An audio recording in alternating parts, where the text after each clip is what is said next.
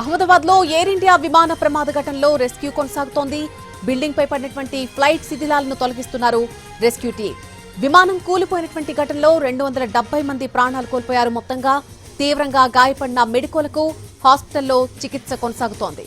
మృతుల dead బాడీలను DNA టెస్టులు నిర్వహిస్తున్నారు. ఆ డెడ్ బాడీలకు మరొకవైపు ప్రమాద ఘటనపై దర్యాప్తుకు కేంద్ర ప్రభుత్వం ఉన్నత స్థాయి కమిటీని ఏర్పాటు చేసింది. ప్రమాదానికి గల కారణాలను వెలికి తీయబోతోంది కమిటీ.